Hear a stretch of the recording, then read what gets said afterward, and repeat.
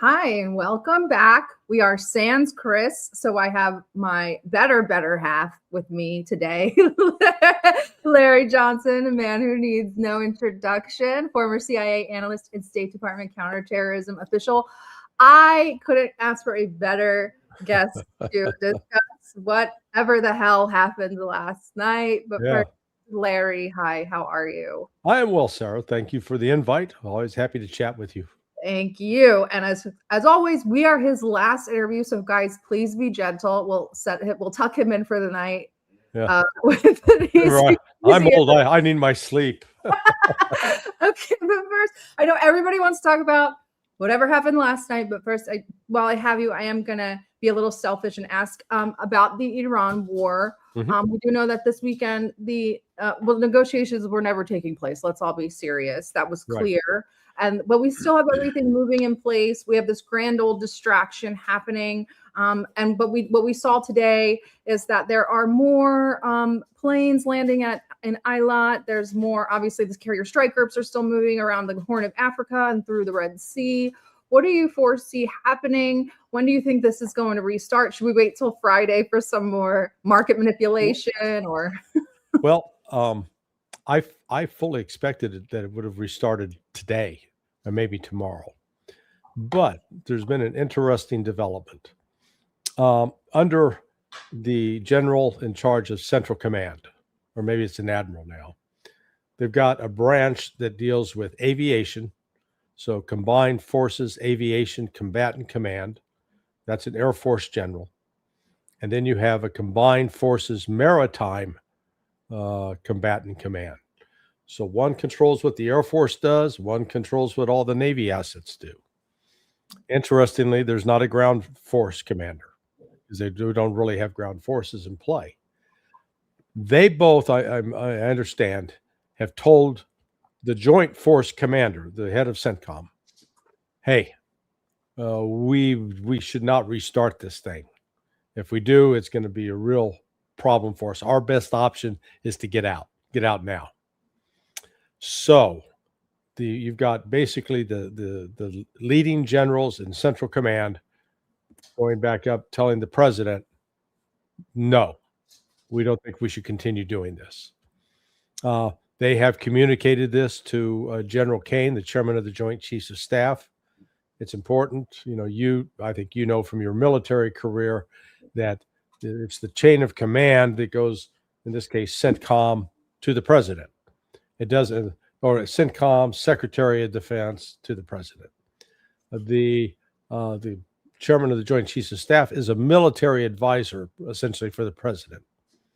But when your military guys are saying, no, this is gone far enough, we don't need to keep doing this, it's going to get us into trouble. If that holds up, then I'd say we're essentially looking at the end of the war. They'll figure out a political exit.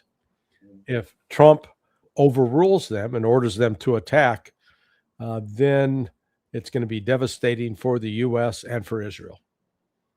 So that's where we are right now. The plan is in place. They've got basically, it's an aviation plan for attacking from the air with missiles and FAB, what the Russians call FAB bombs, targets all over Iran. But that means Iran is going to retaliate immediately and will further devastate, if not wipe out, all U.S. bases in the Gulf Arab states, as well as damage Jordan and its main air base, Muwafaq al-Salti, and then really put a hurt on Israel. So we're at a tipping point here. I do want to ask you before we move on to the assassination. There's a little bit of rumblings going on around Argentina, and you obviously served down there for quite some time in Latin and South America. Yeah. So this over the last couple of days, and this is a topic that I'm not all that well versed in, but Melee is threatening the Falkland Islands. Again, to them, it's obviously Las Malvinas. We do know that Melee is really hurting back home domestically, but internationally, he did go to Israel, sign the Isaac Accords officially. He did a dance for Benjamin Netanyahu and all of that. Yeah. Plus, we have the Nimitz, which is doing its final cruise, which always is a world tour, but they're not going to allow that opportunity to pass without going down to South America and doing exercises with Argentina. Is this Falkland Island things anything to write home about, or is this just Millet jockeying for some support or nationalism back home? Can I say yes? All of the above? Yeah. So, as the Argentines say, Las Malvinas son nuestras. Yes. The Malvinas is ours, not the Falklands. That's the Brits. This was, good Lord, 40 years ago that the Falklands War was fought. 46 years ago, somewhere 46, 45 years ago. That shows you how old I am. I remember it. And back then you had Maggie Thatcher. Yeah, so Thatcher was like 81, I guess. Thatcher was the prime minister, and when the Argentinians took it over, so this is coming at the end of a period that was known as La Guerra Sucia, the Dirty War. The Dirty War, yeah. They had been fighting the Montoneros, so leftist Marxists. That was how it was portrayed. It was something of a civil war. It was brutal. That's where you had the desaparecidos, the disappeared ones. That's where you had las madres de mayo, the mothers and that were wearing, the diapers on their head, las panuelas. So they were protesting their missing children. And so this military junta, again, under pressure, because they were trying to, rally domestic pressure. That's why they went after the Falklands, occupied it. And the Brits back then, they still had the ability to organize a three-car funeral. Okay, you could put the first two cars in line, and they wouldn't sit there and argue about where the other car should go. They could just say, "Okay, let's go." They put together a naval task force. They went down. I think they did lose one ship. But the Special Air Service and the Special Boat Service, their Special Operations Forces, went on the islands, recaptured them. So they've been firmly, so-called, under British control since 82. I first showed up in Argentina in end of 83. Was there throughout 1984. Lived in the city of Cordoba. So, I developed a real good sense of how the Argentines felt about this. And they still felt, hey, those islands, they belong to us, not to these friggin' British. I now think that Malay, in the same way that the junta back then, making a play, because it will play popularly domestically. Everybody else may hate his guts, but las Malvinas son nuestras. So they'll take it back. I wouldn't be surprised if he does that. And what's Keir Starmer going to do? Right. Strongly worded note. They couldn't. And that shows you how far the United Kingdom has fallen in the last 45 years. Yeah, 45 years ago, they could put together a military task force. They could go and fight and defeat the Argentines. Not today. They'd probably get beat by the Argentines. And back then, they looked for some support from the United States. I believe we gave them a little bit. But today, I don't think Donald Trump would go out of his way. If Starmer's corpse was on fire, Donald Trump wouldn't show up with a fire hose. Well, I mean, I've been talking to my British friends about it. This is a big, I'm not well versed in this. Apparently, this is a big, sore spot for the British. They're like, they are ours. And I'm like, why do you want these at all? There's apparently a huge gas or oil field down there, Sea Lion oil field, but it's operated by the Israelis, 65% by the Israelis, 35% by the British. But that's why I was like, oh, he just leaves Israel signing the Isaac Accords. The Nimitz comes down, and now there's this big play for the Falkland Islands. And then with the NATO thing, this also puts another nail in the coffin of NATO, because NATO there's no NATO over the Falkland Islands. So Yeah, this is still part of the, the Brits have never got over losing their empire. The whole destruction of the British Empire started 1914 with World War One. They bankrupted their society economically. They destroyed an entire generation of men that would have really been leaders and fathers, and that began the unraveling of the British Empire. World War II accelerated it, and then after that, it has come apart at the seams. So, this will be the last. If Malay decides to take military action, which I don't know if he will or won't, but if he does, I think they'd stand a very good chance of succeeding. And the Brits, there's not a lot they can do about it except cry. Yeah, and I think that I was looking into it, and it said he may also push for just a renegotiation because the UN doesn't recognize British sovereignty over the Falkland Islands. Am I correct? I think so. I think that's right. Yes. Right. And so that could also be, plus they're forming their own UN now, the Board of Peace. So they could just use that. Oh my God. So, it's Argentina has always been I love the country, love the people, but it's been, as they say, it has a lot of Italian immigrants, a lot of Spanish immigrants, and a lot of German immigrants. Mm-hmm. And it's like you take the worst of the traits from each of those countries, and that's what wound up in Argentina. I agree. And now you have the Israeli element coming in the South, which is very interesting. Yeah, I mean, because that was the other thing that was so odd. You had, on the one hand, you have the largest Jewish population in the Western Hemisphere outside of New York City in Argentina, in Buenos Aires. Side by side, you had the largest presence of Nazis that escaped Nazi Germany living there in, Buenos Aires and out near Cordoba and over on the border with China, Chile. You've got literally German cities. Yeah. So yeah, it's really a big contradiction there. And, maybe it's not. Huh? I said maybe it's not. Maybe the power players from both sides made their way down to Argentina, and money doesn't have an ideology. Power doesn't have an ideology. Of course, I do have one friend. He was the head of like the counterterrorism section for the government, and Juan Belikov is his name. Well, his family, they were actually Ukrainian Jews that escaped. They got at the end of World War II, so they got on one of these refugee ships. As he tells the story, he says, "So the first port we arrive at is Rio de Janeiro, and the Brazilians come on board and they look us over, and they took what they thought were the most attractive, intelligent people."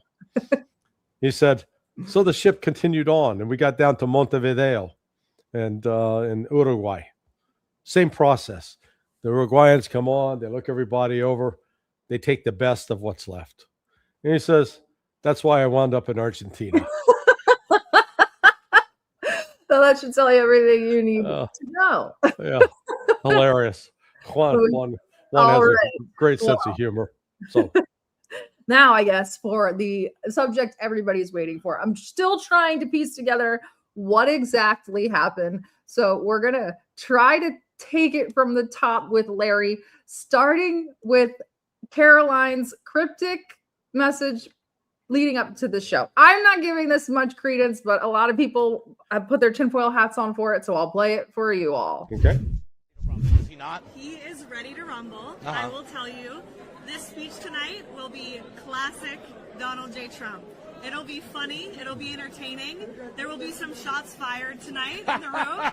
So everyone should tune in. It's going to be really great. I'm looking forward to hearing it. I love it all. And you wrote most of it, you said. I can't take credit. In true Donald Trump fashion, the man puts his pen to the paper himself. So it's a lot of shots. There will be shots fired. Not a really good look. Okay, so let me preface this with, I watched what happened and I came to some conclusions. But before I put those conclusions out in public, I called one of my buddies, J. Lawrence Cunningham, aka Larry, another Larry, who had a distinguished career with the Secret Service. He ran Ronald Reagan's security detail after the Reagan assassination attempt, or the attempt, when Reagan almost died. So Larry took over that, and then he instituted some physical training standards, as well as ran the academy in terms of procedures you're supposed to follow. I'm sad to say many of the things that he put in place have been taken out of the Secret Service, which is one of the reasons they're so screwed up. And then I also checked with another buddy, retired.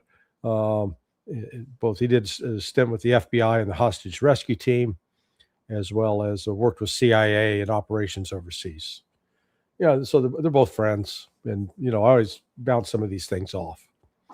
What I saw first that was alarming and inexplicable, the first person taken off that stage was J.D. Vance. Remember? They got the camera. They hear these shots, Secret Service running. They grab Vance. They hustle him off.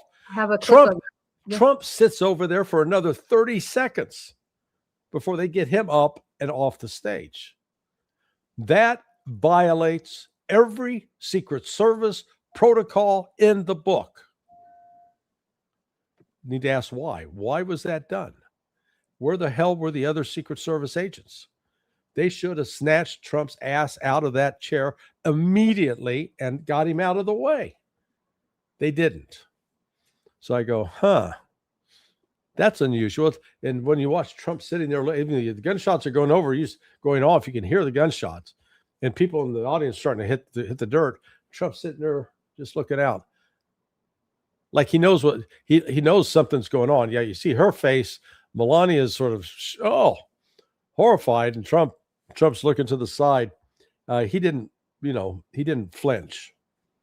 So put that down there as one data point. Second data point. So understand how the security perimeter is supposed to be put up. And again, I can think these through logically, how I know it's supposed to be, but I double checked with my Secret Service buddy who actually did it real world. In fact, after he took over the Secret Service detail for Ronald Reagan, one of the first places they had to go to was that hotel, the Hilton there, the Capitol Hilton, or the Washington Hilton, which is up off just above DuPont Circle. So first of all, you establish a perimeter around the hotel. In other words, nobody gets to just walk in on the hotel off the street. You've got to have a reason to be there. And that means you also have strict procedures at the delivery entrances. As I recall, I think there are only two main entrances into the hotel. One's on Connecticut Avenue. The other is down just to the side. And then you got the delivery area in the back. So you secure all that. Then inside, you secure the area that it leads to where the ballroom is, where this event's going to take place. And there you're supposed to have, the metal detectors, and you should have a minimum of two guys with guns. You can have women too, but two law enforcement officers, Secret Service. It could be Capitol Police, whoever, but they're under the control of the Secret Service. They're there with their arms ready, that if somebody rushes through that checkpoint, you can shoot them. Apparently, they didn't have that. And that would have been replicated at the actual entrance, because this guy was in the hotel. So he got through the first layer of security because he was a guest. But then he came out of his room with a shotgun, coming down an elevator with a shot. You can't hide that. And gets off the elevator. With those elevators, there should have been somebody there at that checkpoint, again, to observe, to monitor, to see if there's anything unusual headed towards the area. That should have been the first place he would have been detected. Didn't do that. Apparently, he got to the next checkpoint, rushed through, didn't get shot because there was nobody there ready to shoot him. And then he starts shooting. And then when the shooting is over, you see some of the Secret Service and law enforcement, they start pulling guns and appear to fire at him. Yet when he is down on the ground, you don't see a single bullet hole in him. Mm-mm. And what you don't see as well, if he had been shot in the legs, initially I thought, could he have been shot in the legs? Because that, I got a dead nephew who got shot in his left femur. He got bleeds, and, you can bleed out real quick. But you would have, if he got shot in the legs, you would have had a medical technician or the police with, gloves on, applying a tourniquet, doing something. They didn't have that. So how the hell did they get this guy stopped? Because with all the law enforcement there with guns, he should have been filled up with enough lead that they could have used him as an anchor in the Potomac, but he didn't have that. And I'm thinking, God, that's strange. How did they get him down on the ground? Do you quote tackle? You tackle a guy who's carrying a firearm and has already shot somebody? You don't tackle him, you shoot him. And you shoot them until they stop moving. That's how these guys are supposed. That's the protocol. The protocol is not to go, stop, Mr. Runner. We'd like you to pause, please. For Pete's sake. Then the other thing you start thinking about is, okay, he bought his firearms legally in California. How the hell did he get them to Washington, D.C.? A train. Well, okay, because initially I thought it was a plane. And no, it's a train. Planes, trains, and automobiles, but it's a train now. Yeah, so I was thinking if it's a plane, you got to fill out all this paperwork. Right. You've got to put it in special cases. Got to be locked. On the train, you don't have to do that. Mm-mm. So that's the story, yeah. So he's 31 years old.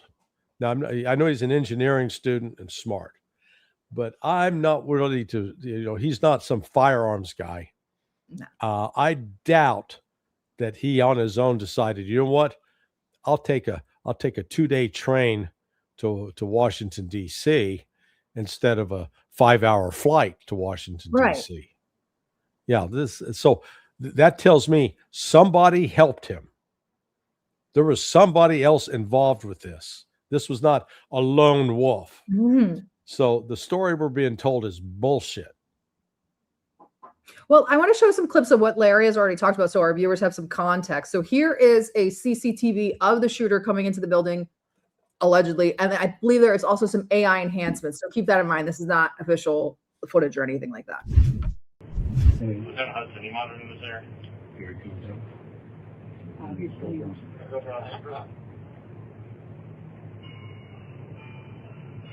Shall I post it as soon as he passed down that? 18, go for very cool, Obviously, go for Shall I post it as soon as he passed down that? 18, go for What an So that hallway he came running down, they should have had a security checkpoint there, and that you stop there. They didn't. This is, like I said, this goes beyond a matter of, is it just incompetence? I personally believe this thing was staged. And I'm not saying that the guy didn't. He had a real gun, and he really thought he was there to kill people. I believe that. But in the same way we saw the FBI entice 4 guys up in Michigan to try to assassinate Gretchen Whitmire, the governor, that was a setup. And I think this is a similar kind of setup. This guy's been made into a patsy for some sort of narrative. We'll see what develops. Yeah, I want to play this, and then I do want to ask you a question about that. The Patsy comment. Here's the scene when the shooting begins.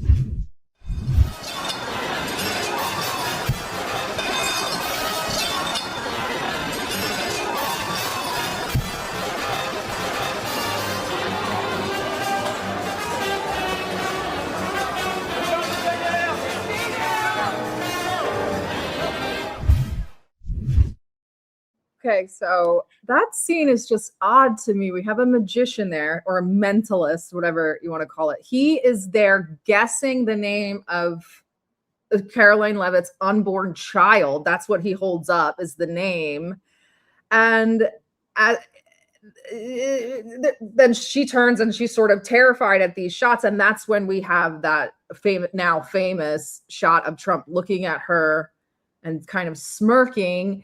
There's really no reaction from the mentalist either. You mentioned Patsy. Now here we'll do a little tinfoil hat. I don't want to get anybody into trouble, but Sirhan, he was obviously a patsy. Some people have theorized that he's triggered by some sort of event or somebody saying something at the shooting, which sort of, because you're saying his name's Cole Allen, this shooter, is that he thought he was there or he thought he was there for some other reason and he did act in this way. That's what happened with Sirhan. He was there for a reason. He was triggered to act a certain way. This scene with the magic trick really just it unsettles me. He's an Israeli mentalist. He has also been the same mentalist who has revealed Joe Rogan's pin password for his ATM card, saying that he read his mind. Just very weird things. It was a very interesting trigger moment for that to happen. All the women go because they're reacting to the magic trick, but at the same time, the shots are ringing out. Yeah,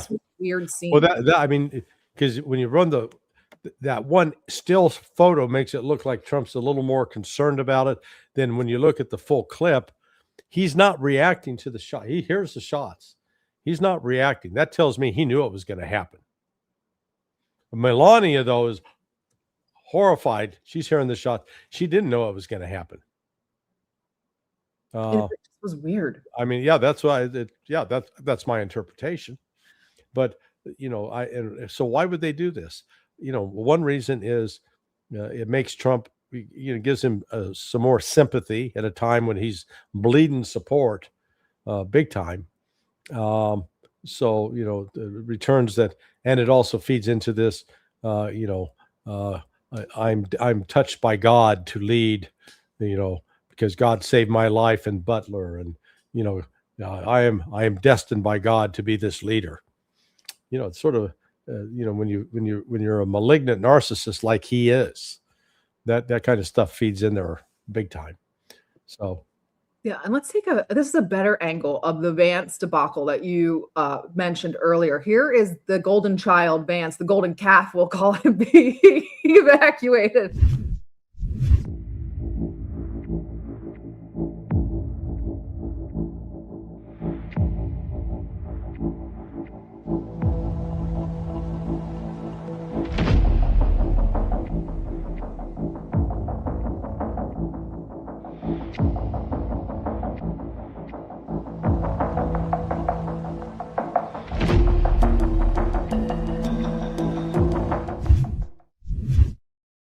Could you start that again? I want to mark the time when it starts.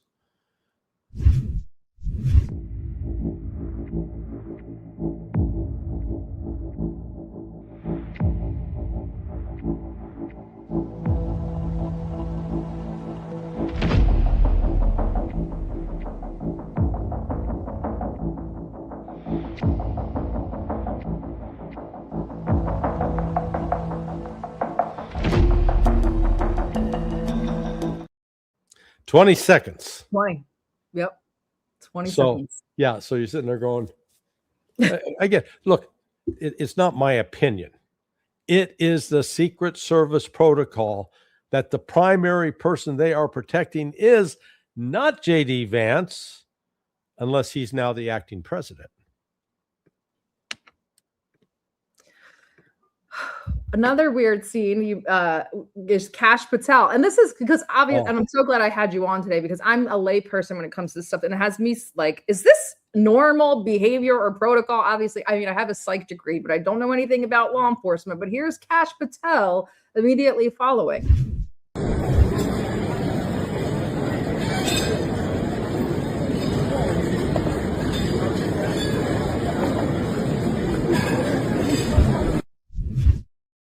And here he is outside.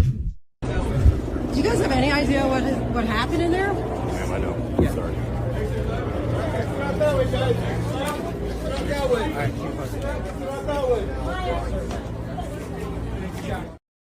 Just meandering around, calling an Uber. Is this is this how we would expect the FBI director to react in this situation?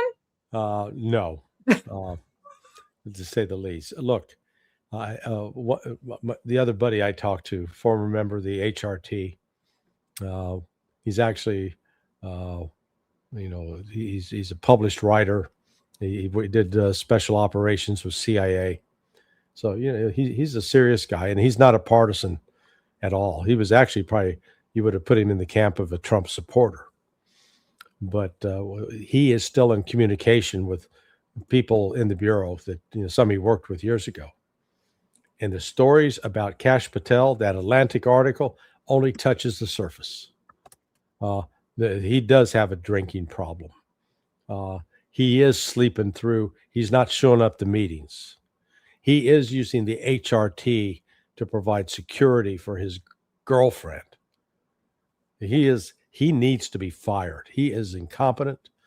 Actually, I had thought, he used to work for Devin Nunes on the Intelligence Committee, the committee on the House. And actually, he was the one that headed up I'm the one that told Devin about the fact that the Brits were spying on Trump and gave him the background and who to talk to. And then the subsequent investigation that Kash did was triggered by the information I provided to Devin. But man, what a disaster he is. And this is just, his behavior there yesterday was just sort of, he doesn't know what he's doing. Well, speaking of drinking problems, here's the scene of the, I guess, regular folk, the correspondents. Tragically, we've covered shootings, we've covered all sorts of scary and terrible events, but it's not often where you have a loved one next to you in that moment. And you're First of all, whoever that woman is, I love you. You're amazing. But is this normal? Like, why are people allowed to just be on the floor taking wine off the table? It was on the table to be. They were going to consume it anyway. So why can't leave it to the hotel staff? She's a hero for taking it, but I'm wondering why they're still there, even able to take things off the table. What is going on? Yeah, well, so the guy never breached the main ballroom where everybody's sitting down to eat. They got him out. Oops, sorry. They got him out in the foyer. So again, and we don't have any good account. You'd think with all the cameras that show how he was apprehended. It's interesting we haven't seen that video. No, just a picture of him on the ground unscathed. Yeah. Immediately following, we do get a press conference. I don't know. I'm not going to play any clips from that. But what I thought was weird was the way they were acting. I don't know if they were high, drunk. Let's say they were sober. Why? Look at them. Yeah. Look at them. I mean, this isn't a group of people who was just involved in like a near-death experience. Yeah, well, it could have been, but it wasn't. And I was good because when I watched that thing live last night, and I didn't see JD, so and the fact that but the whole gang was there. I remember seeing Marco Rubio, some shots of him from the audience, and he was sort of looking around befuddled. This is again this kind of this. I believe I think it was staged. How it was staged, I don't know. And when it's saying staged, I'm not saying there was not a real guy with a real gun wanting to actually do real harm. But to get to the question of how did he get put up to it? How did he come up with this? How did he get access? Who helped him? And for what purpose? You can come up with a variety of theories. So I don't, you're not willing to come up with one yet. Well, one I could conceive of is again with Israel helping set this up in order to put more pressure on Trump to say, hey man, this you are divinely selected. God's watching out for you. Yeah. Do you think Trump buys into that sort of? Absolutely, yeah. Absolutely, because his, the type of dementia that he's experiencing, it sort of feeds into that malignant narcissism that he has. And I mean, look at the recent pictures he posted.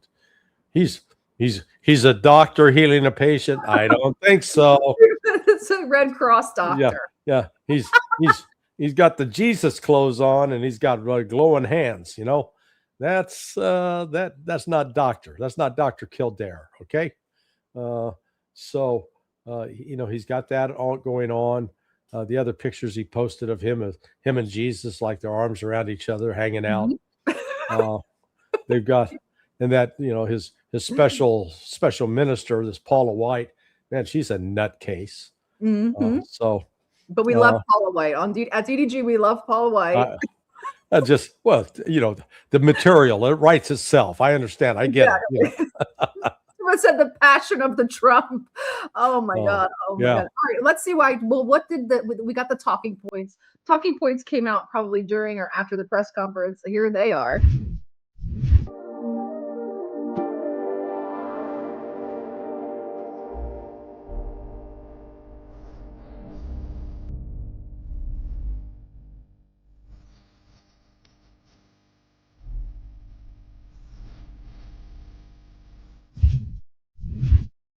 Hundreds of tweets about a ballroom that would have had nothing to do with what happened last night. Well, exactly. Look, if you don't put the security measures in place, I don't care what building you have, it's not going to be secure, even though you can design it with all the security features you want.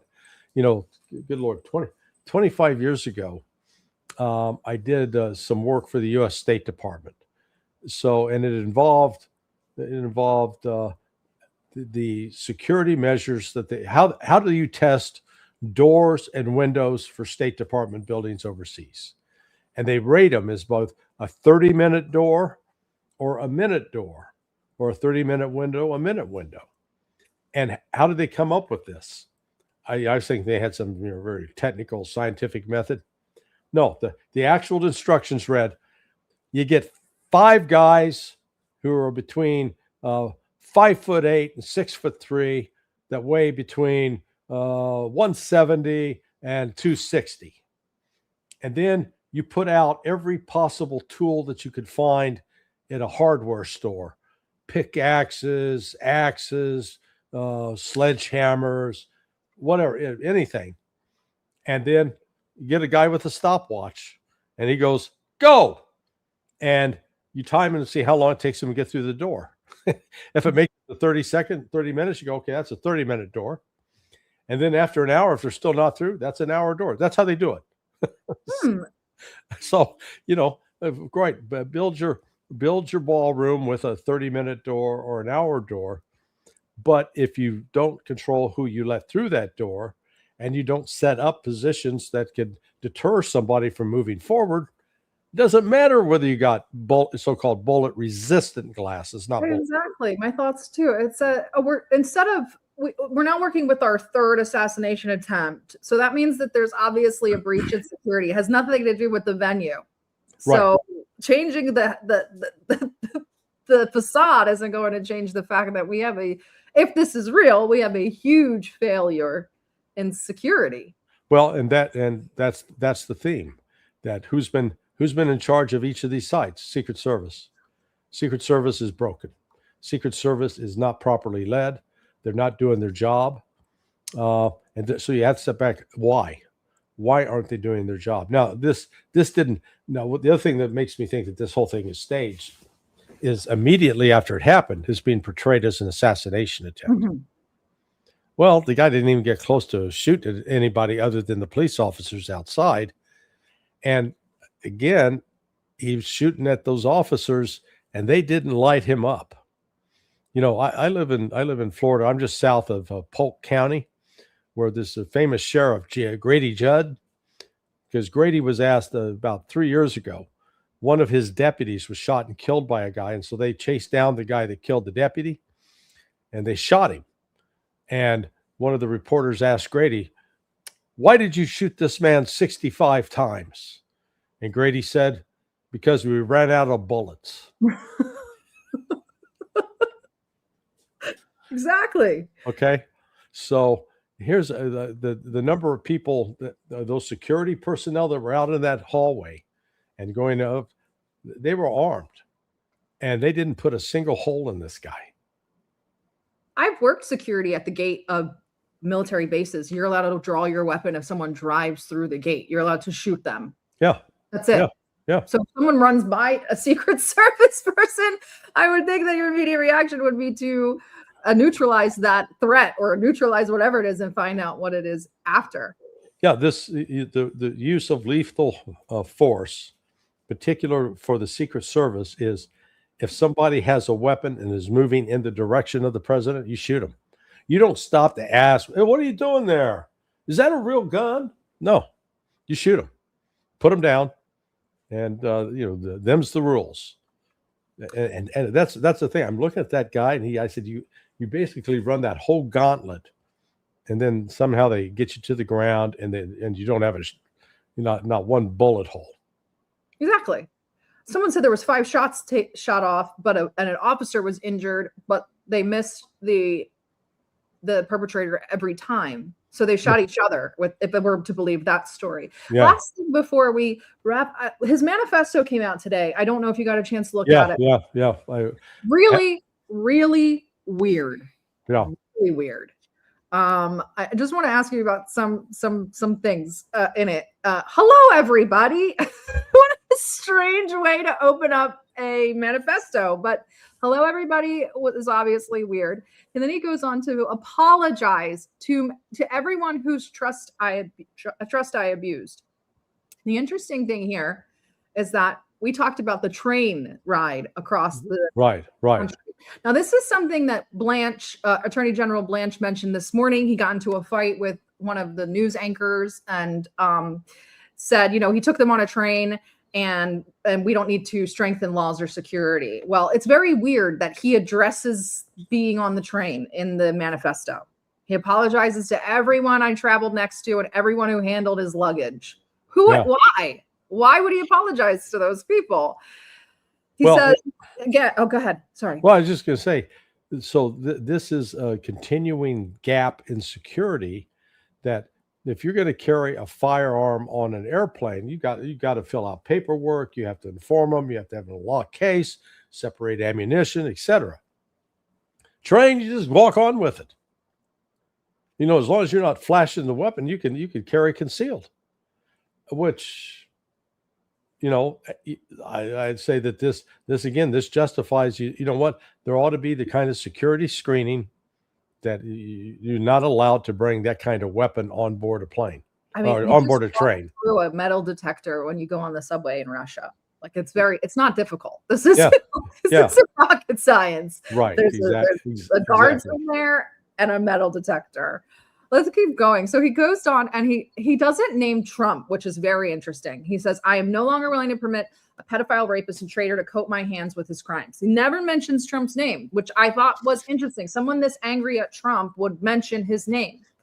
Then he says, I'll go over my expected rules of engagement. Why? Why would he do this? And then he says, administration officials, not including Mr. Patel. Okay. Why? And then he mentions something about shooting people with shotguns and hoping that they're wearing body armor because shooting them with a shotgun without it would obviously mess them up. But then later on, he says, in order to minimize casualties, I will be using buckshot instead of slugs. This is like the most bizarre. This isn't even the weirdest part of it. Yeah. Yeah. Well, I can understand why he said we're not going to go after Mr. Patel because Mr. Patel's boys were the one that set him up to do this. That's what I said. I was like, why is Cash? And he's mentioned as Mr. Patel. Nobody calls him that, number one. Yeah. No, don't hit the boss, okay? Yeah, right? Mr. Patel. Yeah. Okay. Here's his picture. Stay away from him. He goes on to do this really weird back and forth about objections. The objection number 4, I thought, was the funniest, where he says, as a half black, half white person, you shouldn't be the one doing this. Why would he say that? And then he says mentions the Secret Service being incompetent. The part that I really wanted to ask you about is at the end, he does a PS Now, this PS, now that that's out of the way, what the hell is the Secret Service doing? He's writing this in present tense. Yeah. So he's going to rant here. When did he have time to write this? He says there's no security, not in transport, not in the hotel, not at the event. I went walking with multiple weapons. Not a single person there considers the possibility that I could be a threat.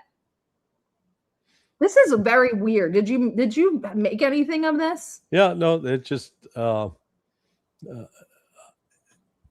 I don't know it just leaves me speechless. That what intimates there that he went down before, so he had the handgun, the 380, which this guy was not. He didn't know much about firearms. If you're going to buy a gun for self-defense, the 380 is usually used for women and guys with weak grips because it doesn't kick as much. But if you're actually going to use a firearm that's going to be effective, you want at least 9mm. Yeah. So I read that and just thought, well, at least he had plenty of time to think this through on the train, right? I guess. Yeah. Really bizarre shit. Yeah. Sorry for the language, but I mean, I've been to events. I've been to an Obama event that was on base though, so that was a little bit different. But I've been to events, and you have to give them your DOB, your SSN. You have to give them everything if you're going to be in an event where the Secret Service is going to be. This makes the reporters are saying today there was no security whatsoever. Well, let me tell you, I had my own experience with Secret Service and security at Mar-a-Lago back 5 years ago now, 4 or 5 years ago. So my wife and I attended. We were guests of the Gateway Pundit. They had a table at this event. It was actually funny. It was all the Republican homosexuals for Trump. Basically. You were the gays for Trump. Yeah.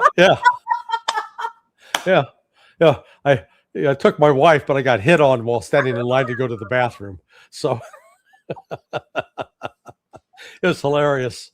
So I was still carrying concealed. And my wife carries concealed as well. So, but we locked our guns into the glove compartment, drove on to Mar-a-Lago. Secret Service agent standing there looks in. So, okay, anybody, any firearms in the car? I go, well, yeah. So we've got 2 locked in. Oh, you can't have this on the property. I said, oh, okay.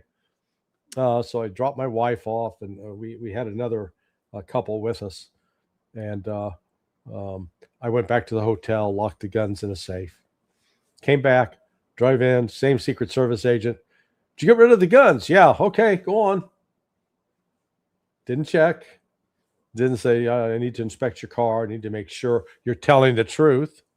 And we go in, no metal detectors, nothing.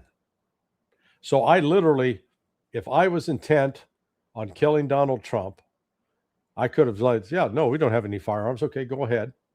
And then we go in. Could have, there was never, it could have killed him. So that's why, and this was the Secret Service back then running it. And I talked to one of the guys later that night. I said, basically, WTF, what are you guys doing? This is no way to run a railroad. And, you're putting, and then at the time I did have somebody that was in touch with Trump, and I just put the word through the system. I said, man, these guys they're not protecting you. What do you make of that? Well, the Trump surrounds himself with people that apparently won't tell him the truth, and and the Secret Service, maybe they're part of a broader operation to get rid of Trump. Now I could, 5 years ago, people find that offensive. Now, in light of Trump's very erratic behavior, you find people saying, well, maybe that's not such a bad idea after all. But I mean, we've been dealing with incompetent Secret Service since the campaign trail. Yeah. And so, I mean, you would think that would be the first thing that you would really beef up. He should have Secret Service men on steroids. Yeah. Well, and again, we go back to Butler. Butler was a complete Charlie Foxtrot. Right. That they didn't have the perimeter properly secured. They didn't, a lot of things they failed to do.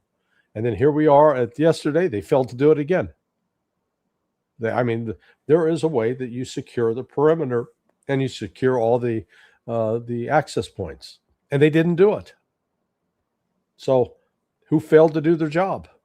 Somebody. And again, on the stage, as soon as you hear the shots, get his ass out of there. They wait 20 seconds at least. They let him in the building, and they let him tweet from the other room. Yeah.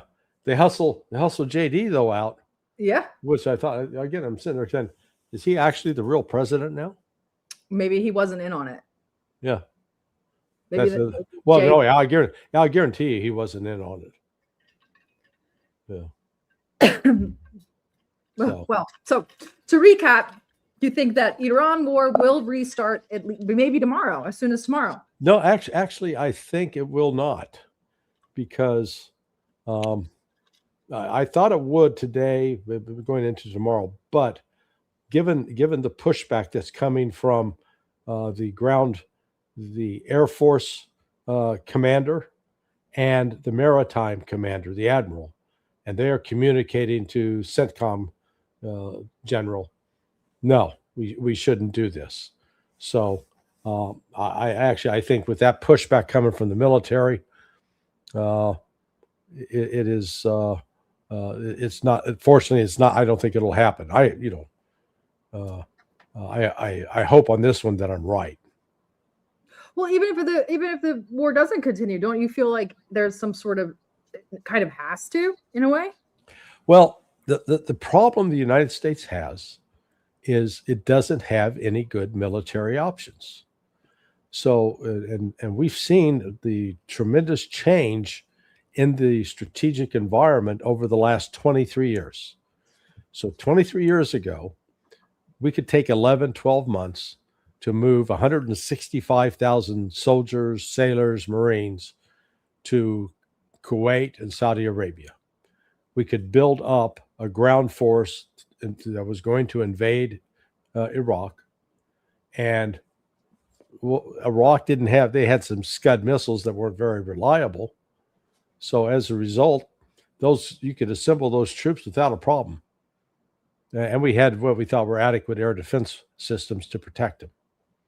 Now today, we couldn't replicate that. We couldn't do that again. If we did that again, those troops would be immediately vulnerable to short and intermediate range ballistic missiles out of Iran, also cruise missiles coming out of Iran, the drones coming out of Iran.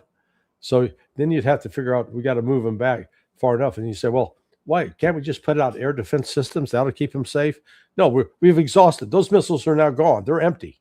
We are out of Patriot missiles. We're out of THAAD missiles. And anybody tells you the different, they don't know how to do basic math. It's just a simple math problem.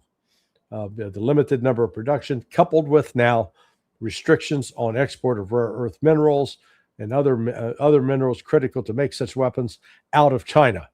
China holding back on it.